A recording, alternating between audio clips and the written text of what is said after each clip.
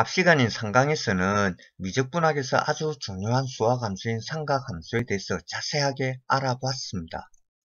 삼각함수를 알았으니 이번 시간인 4강에서는 공학적으로 이 삼각함수의 이제 중요한 두 가지의 정리 혹은 법칙이라고도 이야기를 해요. 이것에 대해서 한번 알아보겠어요. 우리말로는 정현정리, 여현정리라고 하는데 오히려 우리말이 더 어렵죠. 의미가 바로 와닿지 않는 우리말의 정현정리라는 용어보다는 그냥 영어 그대로 사인정리라고 기억하시는 게 훨씬 편하실 겁니다. 자, 삼각형은 뭐 당연하지만 요 변이 3개가 있잖아요. 그리고 삼각형을 그리면은 각도 당연히 3개입니다. 요 사인정리라는 것은 삼각형을 그렸을 때 한 변이 이제 반드시 한 각을 갖다가 마주보게 되거든요. 요 변의 길이하고 그 변이 마주보고 있는 각과의 관계를 나타내는 정리예요. 여러분들이 임의의 삼각형 ABC를 그렸습니다. 그럼 당연히 각 꼭지점에도 이제 꼭지각이 있겠죠. 이것을 알파, 베타, 감마라고 하겠어요. 그리고 여러분들이 수직선을 이용해 갖고 이제 여러분들이 그린 이 삼각형을 한번 분할을 해 보겠습니다. 꼭지점 A에서 이제 삼각형의 밑변을 향해 가지고 수직선, 우리가 수선이라고 이야기하죠. 수선을 하나 그으면은 삼각형 ABC는 두 개의 직각삼각형으로 분할할 수 있습니다. 그런데 그림에서 확인할 수 있듯이 이 수선 AD라는 것은 이 직각삼각형의 높이면서 동시에 이 직각삼각형의 높이가 되죠. 왼쪽에 있는 직각삼각형의 사이각은 베타예요. 그리고 오른쪽에 있는 직각삼각형의 사이각은 감마입니다. 이 직각삼각형의 사인 베타를 한번 계산해 보겠습니다. 사인 베타라는 것은 직각삼각형의 높이 AD를 직각삼각형의 빗변의 길이 AB로 나눈 거 아니에요. 그러면 이제 사인 베타라는 것은 AB 분지 AD가 되죠. 직각삼각형 높이 AD는 AB 곱하기 사인 베타가 됩니다. 이번에는 오른쪽 직각삼각형의 사인 감마를 갖다가 한번 계산해 볼게요. 요 사인 감마는 직각삼각형의 높이인 AD를 빗변의 길이인 AC로 나눈 거 아닙니까? 그럼 사인 감마는 AC 분지 AD예요. 직각삼각형의 높이 AD는 AC 곱하기 사인 감마로도 표현할 수가 있죠. AB 곱하기 사인 베타하고 AC 곱하기 사인 감마는 같은 길이를 나타내는 거니까 같은 거예요, 서로. 요 사인 베타를 이쪽으로 이항을 시키겠습니다. 그리고 사인 감마를 이제 이쪽으로 이항을 시키겠어요. 곱해져 있는 것들을 이항시킬 때는 나눗셈으로 들어가잖아요. 그래서 사인 베타 분지 AC하고 사인 감마 분지 AB가 같다라는 관계식 한 개가 구해집니다. 이번에는 꼭지점 B에서 수선을 한 내려보겠어요. 그러면 주어진 삼각형 ABC는 요 직각삼각형하고 요 직각삼각형으로 분할이 됩니다. 자, 그런데 이제 요 위에 있는 직각삼각형의 사이각은 알파예요. 그리고 아래에 있는 직각삼각형의 사이각은 감마가 되겠죠. 위에 있는 직각삼각형의 사이각을 알파라고 했기 때문에 요 수선 BE는 요 직각삼각형의 높이가 됩니다. 자, 그러면 이제 사인 알파를 한번 계산해 볼게요. 사인 알파라는 것은 이제 요 직각삼각형의 높이를 직각삼각형의 빗변의 길이 AB로 나눈 거 아닙니까? 사인 알파는 AB 분지 B가 되는 거죠. 그러면은 이제 B라는 것은 AB 곱하기 사인 알파가 됩니다. 밑에 있는 직각삼각형의 사이각은 감마라고 했습니다. 그러면 요 이제 변 C는 직각삼각형의 밑변이 되는 것이고 변 BC는 직각삼각형의 이제 빗변이 되는 거죠. 자, 사인 감마는 이제 요 직각삼각형의 높이 BE를 직각삼각형의 이제 빗변 BC로 나눈 거 아닙니까? 사인 감마는 BC 분지 B예요. 그러면 BE는 BC 곱하기 사인 감마입니다. 같은 길이 B를 나타내는 거니까 AB 곱하기 사인 알파하고 BC 곱하기 사인 감마는 같은 값이에요. 앞에서 마찬가지로 사인 알파를 갖다가 이항을 시키겠습니다. 그리고 사인 감마도 반대쪽으로 이항을 시키겠어요. 곱해진 것들이 이항되니까 당연히 이제 분모로 들어가야 됩니다. 결국 사인 알파 분지 BC하고 사인 감마 분지 AB가 같다라는 또 다른 한 개의 관계식을 얻을 수 있죠. 좀 귀찮은 계산을 해봤는데 이제 정리를 한번 해볼게요. 주어진 직각삼각형을 수선을 이용을 해가지고 두 개의 직각삼각형으로 분할을 했습니다. 그리고 요 수선을 분할된 두 개의 직각삼각형의 사이각을 이용을 해가지고 요 사인 값을 찾아보니 요 세 개의 값이 이제 같다는 걸 알아냈어요. 요걸 그림으로 확인하면은 이 변은 지금 이제 변 AB 아닙니까? 그죠? 그리고 요 변 AB가 바라보고 있는 요 각은 감마예요. 그래서 변 AB의 길이를 사인 감마로 나눠봤습니다. 그리고 이 변은 이제 변 AC죠. 요 변 AC가 바라보고 있는 이제 각은 베타예요. 변 AC의 길이를 사인 베타로 나눴습니다. 이 변은 이제 BC죠. 요 변 BC가 바라보고 있는 각은 알파예요. 그래서 변 BC의 길이를 사인 알파로 나눠봤습니다. 그랬을 때 요 세 개의 값이 같다라는 것이 정연정리, 즉 사인 정리입니다.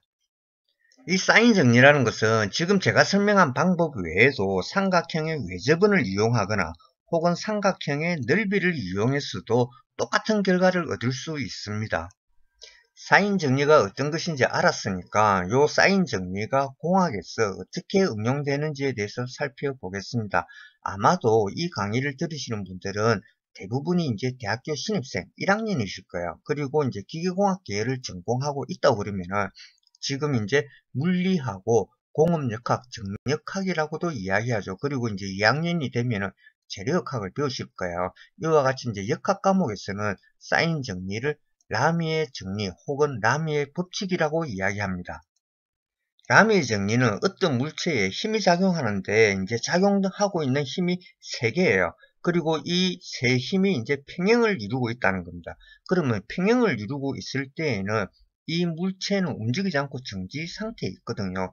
이와 같이 세 개의 힘이 평행 조건을 이루고 있을 때 요 세 힘이 작용하고 있는 힘 사이의 각도하고 그 다음에 이 각도를 이용해 가지고 각 힘의 크기를 갖다가 구하게 해주는 이제 정리입니다. 그냥 사인 정리를 응용한 거예요. 그런데 이 라미 정리는 요 물체에 작용하는 힘이 두 개거나 혹은 세 개 이상인 경우에는 적용을 할 수가 없습니다. 지금 한 물체에 F1, F2, F3라는 세 개의 힘이 작용하고 있고 이 세 힘 사이의 각도는 알파, 베타, 감마라고 하겠습니다. 여러분들이 시각적으로 이제 쉽게 이해할 수 있도록 제가 이제 힘 F1하고 힘 F2를 같은 각도로 그렸거든요. 그러면 F1하고 F2는 이제 서로 대칭입니다. 제가 세 개의 힘 F1, F2, F3를 갖다가 종이 위에 그렸죠. 종이라는 것은 2차원 평면 아닙니까? 그래서 이제 요 수평 방향을 X축 방향이라고 하겠어요. 그리고 수직 방향을 Y축이라고 하겠습니다. 그러면 요 세 힘은 이제 X축 방향의 힘의 성분하고 Y축 방향의 힘의 성분으로 분해를 할 수 있어요. 힘 F1을 분해를 해보면은 X축 방향의 힘의 성분은 마이너스 X 방향이에요. 그리고 Y축 방향으로의 힘의 성분은 플러스 Y 방향입니다. F2 역시 이제 X축 방향하고 Y축 방향으로의 힘으로 분해를 하면은 X축 방향의 힘의 성분은 플러스 X 방향이에요. 그리고 Y축 방향으로의 힘의 성분은 여전히 플러스 Y 방향입니다. 힘 F1하고 힘 F2를 Y축에 지금 대칭으로 그렸기 때문에 요 두 힘의 X축 방향의 힘의 성분은 크기는 같고 방향은 반대예요. 그래서 상쇄돼 갖고 없어지겠죠. 그러면 F1, F2의 이제 Y축 방향으로의 힘의 성분만 남게 돼요. 세 힘이 평행 조건을 이루고 있다고 했거든요. 즉, 이 말은 뭔가 하면 지금 힘 F1, F2, F3가 작용하고 있지만 요 세 힘이 작용하고 있는 요 물체는 지금 움직이지 않고 있다는 거예요. 힘 F3는 이제 마이너스 Y 방향으로만 작용하고 있어요. 평행 조건에서 물체가 움직이지 않으려면 힘 F1과 힘 F2의 Y축 방향으로의 힘의 성분 요 두 개를 더한 거하고 힘 F3하고 크기는 같고 방향은 반대여야 한다는 것을 의미합니다. 이제 세 힘을 이용해 가지고 다각형을 한 그려 보겠습니다. 힘 F1의 화살표 끝에 힘 F2를 평행 이동시킵니다. 그리고 힘 F2의 화살표 끝에 힘 F3를 평행 이동시켜 보는 거예요. 한 물체에 3개 이상의 힘이 작용하고 있고 그 힘들이 평행을 이루고 있다면은 요 평행 조건에서는 요 이제 작용력을 갖다가 이제 요 화살표 끝에 평행 이동시켜 가지고 다각형을 그리면은 닫힌 다각형, 즉 이제 폐다각형이 그려져요. 지금 이제 요 람의 정리에서는 지금 힘이 3개가 작용하고 있지 않습니까? 그러면 이제 삼각형이 그려지는 거죠. 만약에 힘이 5개 작용하고 있다고 그러면 이제 평행 상태에서는 닫힌 오각형이 그려집니다. 지금 요 F1, F2, F3가 평행 상태가 아니라고 그러면은 요 이제 폐다각형이 아니고 열린 다각형, 즉 세 힘이니까 열린 삼각형이 그려져요. 세 힘의 평행 조건에서 닫힌 삼각형이 그려졌습니다. 사인 정리를 이용하기 위해서는 이제 변의 길이도 필요하지만은 삼각형을 그렸을 때 이제 각 꼭지점에서 만들어지는 요 모서리각 세 개를 갖다가 알아내야 하지 않습니까? 그런데 지금 주어진 각은 세 힘 사이의 이제 사이각 알파, 베타, 감마를 줬거든요. 이제 요 삼각형, 닫힌 삼각형의 이제 세 개의 각을 한번 찾아보겠어요. 힘 F1하고 힘 F3가 이루고 있는 각은 알파입니다. 그러면 지금 여기가 알파라는 거 아니겠습니까? 지금 이 각은 이제 180도 파이 라디안이에요. 그러면 요 삼각형의 요 꼭지점에서의 모서리 각은 파이 마이너스 알파가 되겠죠. 힘 F1하고 힘 F2가 이루는 사이각은 베타예요. 그러면 여기가 베타입니다. 잘 아시다시피 지금 이 각은 180도 파이 라디안 아닙니까? 그러면 힘 F1의 연장선하고 힘 F2가 이루는 요 각은 파이 마이너스 베타예요. 요 힘 F2를 지금 힘 F1의 요 화살표 끝으로 지금 평행 이동을 시킨 거거든요. 그러면 힘 F1과 F2가 이루는 요 사이각은 당연히 파이 마이너스 베타죠. 힘 F2하고 힘 F3가 이루는 사이각은 감마예요. 그러면 지금 현재 여기가 감마거든요. 잘 아시다시피 이 각은 파이 라디안, 즉 180도 아닙니까? 그죠? 그러면 요 각은 이제 파이 라디안에서 감마를 빼준 파이 마이너스 감마입니다. 힘 F2하고 Y축에 이제 요 수직선하고 이루는 각이 파이 마이너스 감마였었어요. 그러면 이 각도 지금 이제 연장선을 끄는데 파이 마이너스 감마가 되겠죠. 그러면 요 각은 지금 이제 억각이니까 당연히 파이 마이너스 감마가 되겠죠. 이제 평형 조건의 상태에 있는 세 힘 F1, F2, F3를 평행 이동시켜 보니까 이제 닫힌 힘의 삼각형이 그려졌어요. 그리고 요 삼각형의 세각 파이 마이너스 알파, 파이 마이너스 베타, 파이 마이너스 감마도 찾아냈습니다. 그러면 이제 역학 과목에서는 라미의 정리라고도 불리는 요 사인 정리를 이용해 가지고 사인 정리를 이용한다는 것은 이제 닫힌 힘의 삼각형을 갖다 이용하는 거예요. 그래서 이제 알려지지 않은 힘 F1을 계산한다거나 그렇지 않으면 알려지지 않은 힘과 힘 사이의 각을 계산할 수가 있습니다. 앞에서는 여러분들이 시각적으로 이제 쉽게 이해할 수 있도록 힘 F1하고 힘 F2를 Y축을 기준으로 이제 서로 대칭인, 즉 대칭력으로 이제 설명을 드렸거든요. 그런데 알고 보면은 요 F1하고 F2가 대칭이 아닌 경우가 훨씬 더 일반적입니다. 힘 F1하고 힘 F2가 대칭력이 아니라는 것은 이제 수평선을 갖다가 기준으로 볼 것 같으면 힘 F1이 요 수평선과 이루는 각하고 힘 F2가 수평선과 이루는 각이 서로 다르다는 거야. 그럼에도 불구하고 요 세 힘이 평형 상태를 이루고 있다고 그러면은 닫힌 힘의 삼각형이 그려집니다. 그렇다고 해서 지금 보이고 있는 요 세 개의 화살표 방향하고 화살표의 길이로 이와 같은 힘의 삼각형이 그려지지는 않습니다. 제가 힘 F1하고 힘 F2 그리고 힘 F3를 나타내는 화살표의 길이를 갖다가 다르게 나타냈어요. 요 F1의 굵은 화살표를 갖다 사용한 것은 F1이라는 힘이 크다는 걸 갖다가 보여주기 위한 거예요. 만약에 요 세 힘을 갖다가 같은 굵기의 화살표를 사용해 가지고 힘의 크기를 화살표의 길이로 나타낸다고 그러면은 요 F1의 화살표의 길이는 한 이 정도 될 겁니다. 따라서 같은 굵기의 화살표를 사용하고 이 화살표의 길이를 가지고 힘의 크기를 표현하면 이와 같은 닫힌 삼각형을 얻을 수가 있습니다. 이 힘의 삼각형에 사인 정리를 적용해 보겠습니다. 힘 F1이 마주보고 있는 각은 파이 마이너스 감마예요. 그래서 F1 나누기 사인의 파이 마이너스 감마. 힘 F2가 마주보고 있는 각은 파이 마이너스 알파죠. 그래서 이제 F2 나누기 사인의 파이 마이너스 알파. 힘 F3가 마주보고 있는 각은 파이 마이너스 베타입니다. 그러면 F3 나누기 사인의 파이 마이너스 베타. 요 세 개의 값은 같죠?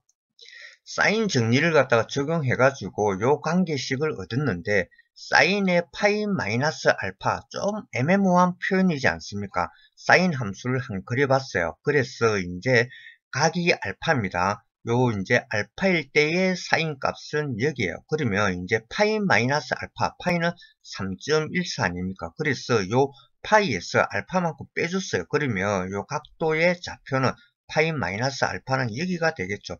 마찬가지로 요 이제 파이 마이너스 알파의 사인 값은 사인 알파하고 같아요. 제가 상강에서 삼각함수를 설명하면서 삼각함수의 동일성은 그래프를 한번 그려보면 가장 쉽게 찾아진다고 했습니다. 기억나시죠? 사인의 파이 마이너스 알파는 사인 알파입니다. 이 삼각형에 적용한 사인 정리는 이겁니다. 그런데 이제 삼각함수의 동일성에 의해서 이제 요와 같이 간단하게 표현할 수 있죠. 이제 이 사인 정리하고 세 힘이 작용하고 있는 요 그림하고 한번 비교를 해 보겠습니다. F1은 요 힘이죠. 그리고 F1의 반대쪽에 있는 각은 감마입니다. F1 나누기 사인 감마. F2는 이 힘이에요. F2의 반대쪽에 있는 각은 알파예요. F2 나누기 사인 알파. 그리고 F3는 이겁니다. F3의 반대쪽에 있는 각은 베타죠. F3 나누기 사인 베타. 결국 요 세 개의 값이 같다는 것입니다. 이제 실제 연습 문제를 한번 풀어보겠습니다. 무게가 100kgf인 중량물이 하나 있습니다. 무게는 우리가 중량이라고도 이야기를 하죠. 그런데 우리가 흔히 이야기하는 100kg이라는 것은 질량을 이야기하는 거예요. 그래서 이제 우리가 이제 혼돈되게 이제 사용하고 있는데, 요 질량하고 무게는 다른 겁니다. 어쨌든 요 지금 천장에 이제 고리를 갖다가 두 군데 설치를 했어요. 그리고 이 고리 사이에 이제 굵은 이제 쇠 와이어를 갖다가 걸었습니다. 길이는 얼마인지는 모르겠어요. 그리고 그 와이어의 어느 특정한 곳에 이 100kgf의 요 중량물, 뭐 추가 되겠죠. 요걸 갖다가 이제 매달았어요. 그런데 요 100kgf의 중량물을 와이어에 매달 때 와이어 길이의 정중앙, 딱 이제 2분의 1이 되는 곳에 이제 매달지 않고 뭐 약간 치우쳐가지고 이제 매달았습니다. 그러면은 이제 요 중량물에 무게가 있으니까 와이어가 팽팽하게 당겨지겠죠. 그런데 정중앙이 아니고 중앙에서 약간 치우친 위치에 요 줄을 갖다 매달았기 때문에 수평축에서 볼 것 같으면은 이 와이어 두 개 이제 팽팽하게 당겨져 있지만 이제 Y하고 요 수평면이 이루고 있는 각은 이제 서로 다릅니다. 앞에서는 힘 F1, 힘 F2라고 이야기했지만 이제 와이어에 걸리는, 그러니까 줄에 걸리는 힘을 갖다가 우리가 이제 텐션, 장력이라고 이야기하거든요. 그래서 이제 F 대신에 T를 사용했습니다. 앞에서 언급했었던 세 힘이 평형을 이루고 있는 그 상황에 한번 대입해서 보겠습니다. 왼쪽 와이어에는 T1이라는 힘이 작용하고 있어요. 그리고 이제 오른쪽 와이어에는 T2라는 힘이 작용하고 있겠죠. 그리고 Y축 아래 방향으로는 요 추의 무게 100kgf가 이제 작용하고 있을 거라고 해요. 요 왼쪽 와이어 T1하고 수평축하고 이루고 있는 각이 45도 아닙니까? 그죠? 그러면 이제 90도를 대해야 되니까 요 힘 T1하고 힘 100kgf가 이루고 있는 각은 135도가 되겠습니다. 마찬가지로 힘 T2하고 이제 Y축의 아랫방향으로 작용하고 있는 요 힘 100kg 두 힘이 이루고 있는 각은 요 30도에서 90도를 더해줘야 되지 않습니까? 그럼 120도가 되겠죠. 그림에서 당연히 알 수 있듯이 이 각은 180도예요. 자, 그러면 힘 T1하고 힘 T2가 이루고 있는 각은 180도에서 75도를 빼주면 되죠. 그럼 이제 105도가 되지 않습니까?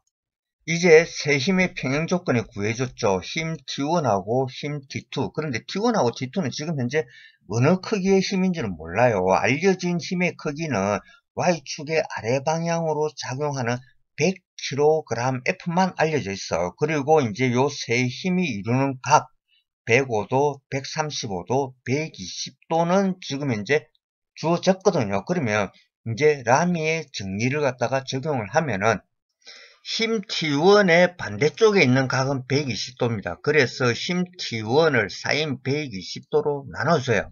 힘 T2의 반대쪽에 있는 각은 135도죠. 힘 T2를 sin 135도로 나누겠습니다.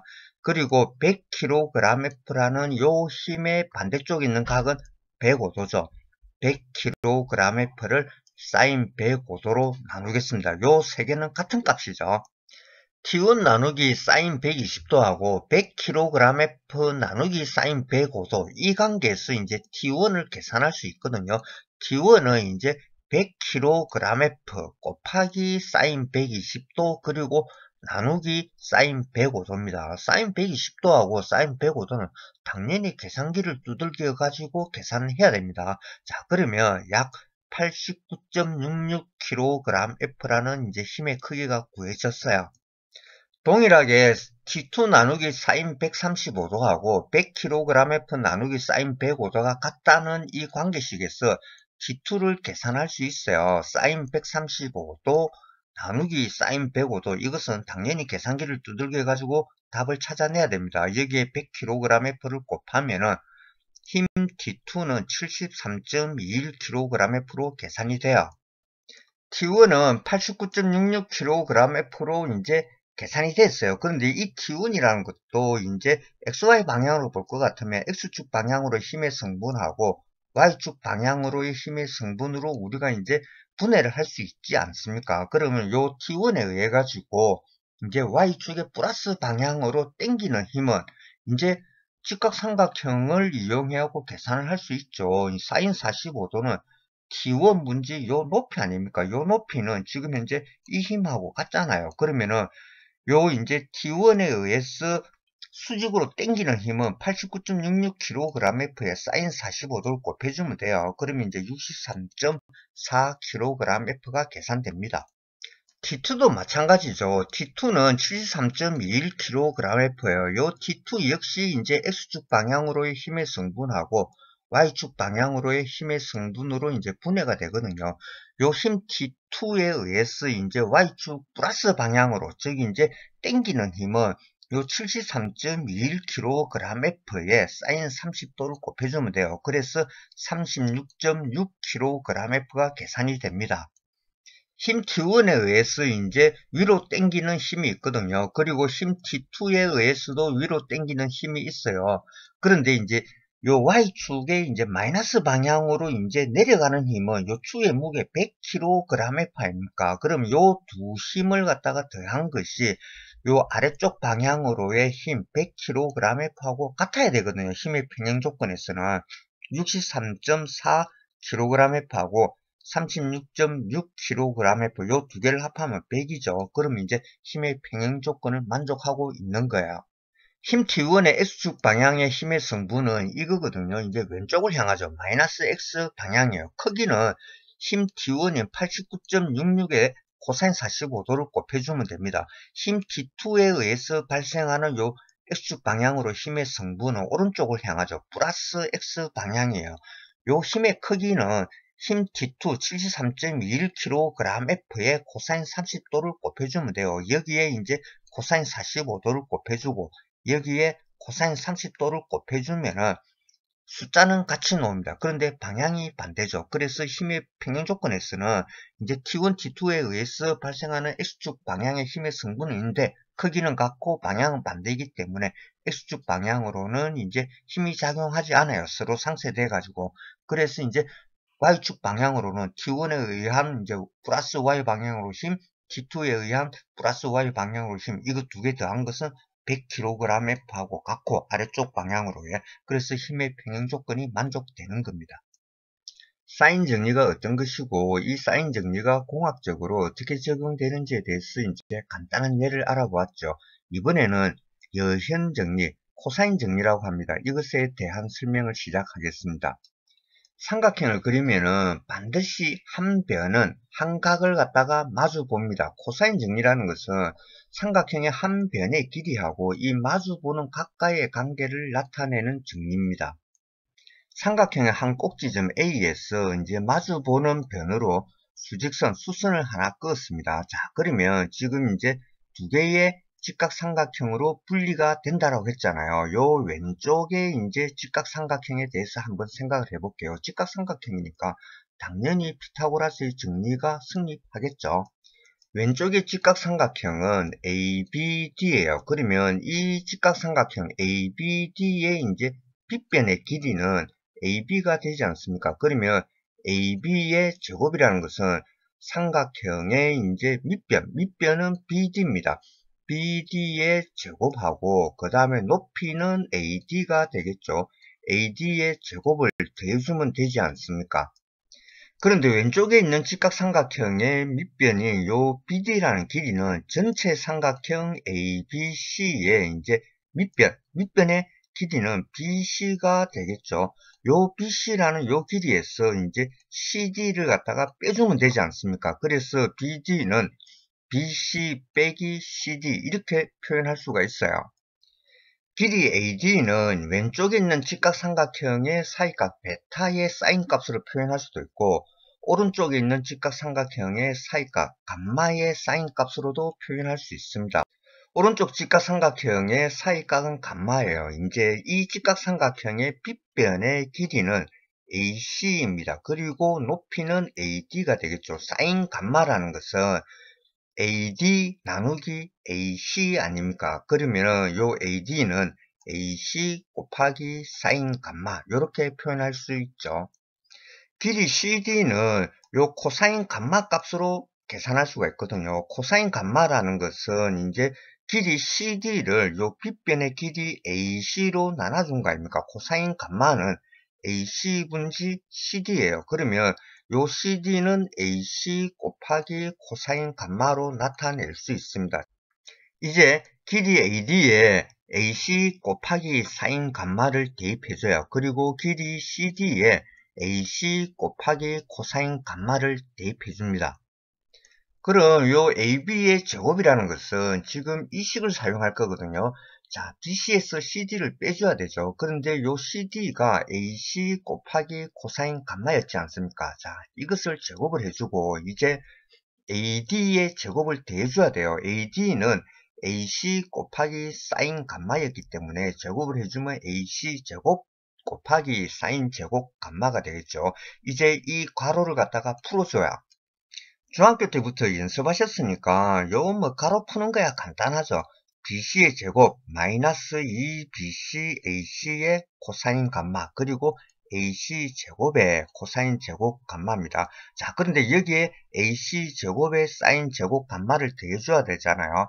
자, 그래서 이제 요걸 더해주니까 요 맨 마지막에 있는 두 개의 식은 AC 자승이라는 것을 공통으로 가지고 있네요. 그러면 요 AC 제곱을 가로 밖으로 묶어낼 수 있잖아요. 요 두 식은 이제 AC 제곱에 가로 열고 사인 제곱 감마 더하기 코사인 제곱 감마 가로 닫고. 그런데 상강에서 여러분들이 이제 삼각함수의 이제 정의를 학습하면서 요 사인 제곱의 감마 플러스 코사인 제곱의 감마는 1이라는 것을 알고 계시잖아요. 그럼 AB의 제곱이라는 것은 지금 이제 요 두 개의 식은 AC 제곱 아닙니까? 그죠? 그러면 이제 BC 제곱 더하기 AC 제곱에 이제 2BC AC 코사인 감마를 빼주면 됩니다. 코사인 정리를 유도를 했는데 왠지 모르게 요 이제 식이 복잡하게 보이시죠? 그래서 요 삼각형의 그림으로 한번 이해를 해 보겠어요. 삼각형 ABC의 이제 세 변의 길이를 ABC라고 하겠습니다. 그리고 변 A가 마주보고 있는 각은 감마예요. 삼각형 한 변의 길이 A, 이 길이의 제곱은 이제 A의 자승이 되겠죠. 삼각형은 변이 3개잖아요. 그럼 나머지 2변이 있거든요. 요게 BC 아닙니까? 그죠? 그래서 B의 제곱에다가 C의 제곱을 더해줘요. 그리고 여기에 이제 2BC에 뭘 곱해주는가 하면은 이제 변 A가 마주보고 있는 각은 감마입니다. 요 각의 코사인 값을 곱해줘가지고 빼주면 돼요. 코사인 정리의 설명은 끝났습니다. 그러면 이걸 또 한번 써먹어 봐야 되지 않겠습니까? 코사인 정리를 공학적으로 응용하는 아주 간단한 예입니다. 산의 한쪽 면에서 반대면으로 지금 터널을 뚫으려고 계획을 하고 있어요. 건설회사 입장에서는 이 터널 길이를 갖다가 정확히 계산을 해야, 즉 알아내야 이제 건설비를 갖다가 추정할 거 아닙니까? 청량기사가 산에서 멀리 떨어져 가지고 이제 계획된 터널의 입구까지의 직선 거리를 갖다가 이제 측정을 하니까 0.646km였습니다. 그리고 이제 출구까지의 직선 거리를 갖다가 측량을 하니 1.18km였고, 요 두 직선 거리와의 요 이제 이루는 각은 82.4도였어요. 측정에 의해서 만들어진 삼각형을 한번 뒤집어 봤습니다. 그러면 이 삼각형의 밑변의 길이 C는 이제 터널의 직선 길이에 해당하겠죠. 요 삼각형에 코사인 정리를 적용해 보겠습니다. 그러면 변 C의 제곱은 나머지 변 AB가 있잖아요. A의 자성에다가 B의 자성을 더해줘요. 그리고 뭘 빼주는가 하면 2AB 코사인 알파를 빼주면 됩니다. 여기서 각도 알파라는 것은 변 C가 바라보고 있는 각이 되겠죠. 터널의 직선 거리를 LT라고 하겠어요. 그러면 요 LT의 제곱은 1.18km, 요것의 제곱에다가 0.646km, 요것의 제곱을 더해주고, 이제 2 곱하기 1.18 곱하기 0.646, 여기 이제 코사인 알파를 갖다가 이제 곱해줘야 되거든요. 요 이제 알파라는 것은 이제 측량에 의해서 82.4도였잖아요. 그러면 코사인 82.4도를 곱해줘갖고 빼주면 됩니다. 이제 요 LT의 제곱은 이와 같이 이제 계산이 되거든요. 물론 이제 계산기로 두들겨야 되겠죠. LT의 제곱이니까 길이 LT는 이제 루트를 씌워주면 돼요. 그러면 계산 결과는 1.2681km입니다. 제가 계산을 하면서 킬로미터라는 요 단위를 귀찮아서 그냥 빼버렸어요. 그런데 여러분들은 그런 식으로 계산하시면 안 돼요. 어떤 공학적 계산을 하시더라도 단위도 꼭 계산을 해야 됩니다. 만일 단위를 갖다 적기 싫으면은 지금 이 예에서는 이제 길이를 갖다가 계산하는 거잖아요. 그러면 요 계산에 들어가는 요 숫자들의 단위를 갖다가 전부 다 통일해 줘야 됩니다. 킬로미터면 킬로미터, 메다면 메다, 센치면 센치. 들어가는 모든 요 길이를 갖다가 단위를 통일했을 때는 이제 단위 계산을 갖다가 따로 하지 않고 계산이 끝나고 난 다음에 통일했던 단위를 붙여주면 돼요. 또 뭐 이까지 수업하다 보니까 좀 길어진 것 같습니다. 다음 시간에 뵙겠습니다.